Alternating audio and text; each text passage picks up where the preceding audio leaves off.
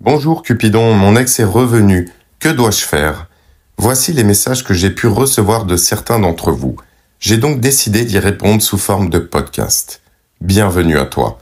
Dans ce nouveau podcast, je vais tenter de t'éclairer au maximum sur cette problématique qui consiste tout simplement à savoir si tu dois retourner ou non avec ton ex. Tu as peut-être déjà visionné des vidéos à ce sujet où on te conseille tout et son contraire, entre stratégies manipulatrices et autres. Pas de cela ici. Je ne vais pas te donner de conseils, ni te dire quoi faire, mais plutôt te mettre en garde afin qu'à l'issue de ce podcast, tu aies la réponse de toi-même. Car personne ne doit te dicter quoi faire. Ni tes amis, ni ta famille, et encore moins un pseudo-love coach. Cette décision t'appartient. Et sache qu'il n'y a aucun jugement sous-entendu derrière mes propos. Pour t'aider, je vais te rappeler certains points essentiels qui se sont produits durant la rupture et ta phase de deuil, afin que tu aies toutes les cordes à ton arc pour y réfléchir. N'oublie pas qu'il ne s'agit que de mon avis, en toute bienveillance. D'ailleurs, si tu aimes mes podcasts, n'hésite pas à t'abonner, liker, commenter et partager afin de développer cette communauté et toucher le plus de personnes possible vivant cette situation post-rupture et ayant besoin de soutien. Allez, commençons. Tout d'abord, pour préciser le contexte, si ta rupture est récente, tu n'es pas forcément concerné par ce podcast puisque le retour de ton ex peut être lié à une décision trop hâtive de sa part. Ici, on va parler de rupture réfléchie et durable.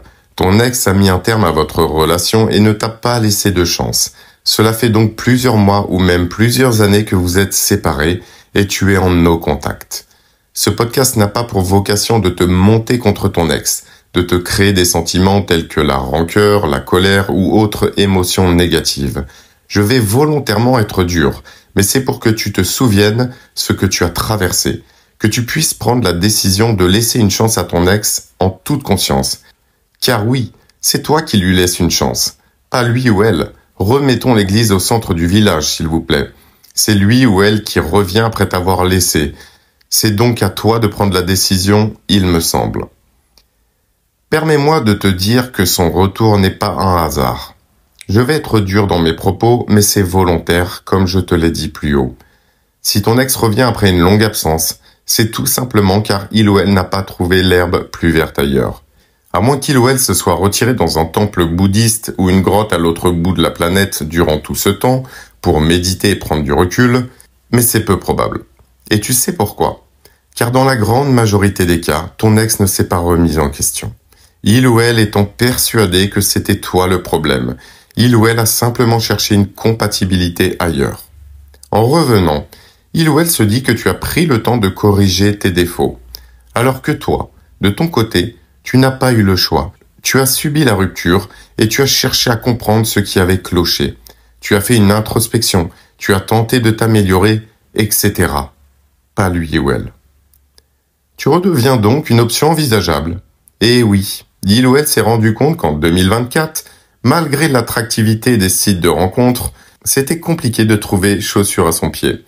Entre les ghosts, les plans foireux, les histoires sans lendemain et les mythos, finalement, tu n'étais pas si mal que ça. Donc, les premières questions à te poser sont: acceptes-tu d'être un second choix? Acceptes-tu de retourner avec une personne qui n'a pas pris sa part et t'a laissé l'entière responsabilité de l'échec du couple? Ensuite, j'aimerais que tu n'oublies pas cela. Pendant que tu le ou la pleurais, ton ex vivait sa phase de liberté. Il ou elle se sentait soulagé, paré à expérimenter d'autres relations.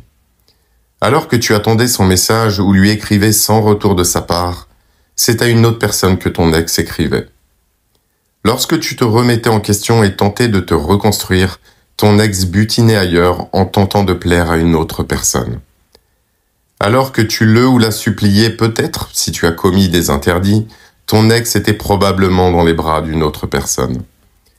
Pendant que tu mettais tout en œuvre pour sortir la tête de l'eau, ton ex vivait sa meilleure vie, c'était sa bouffée d'oxygène, là où toi tu ne respirais plus.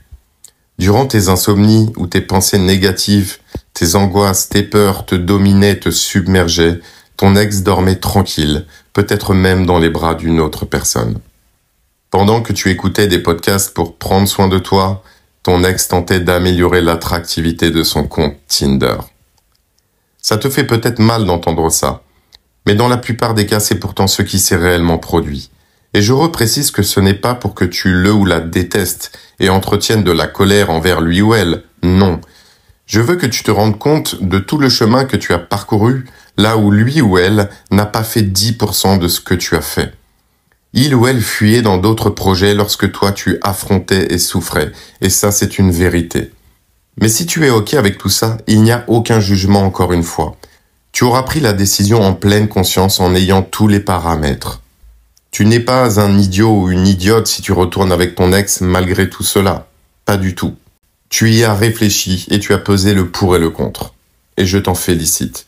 Et personne n'a le droit de te dire que tu te trompes. Voilà. Ce podcast dédié au retour de ton ex et à la décision à prendre est terminé. J'espère qu'il t'aura été utile et t'aura permis de réfléchir. Si ça t'a éclairé, n'hésite pas à me l'indiquer en commentaire. N'oublie pas qu'il ne s'agit que de mon avis, en toute bienveillance. Je te souhaite d'excellentes fêtes de fin d'année. Prends soin de toi et à très bientôt.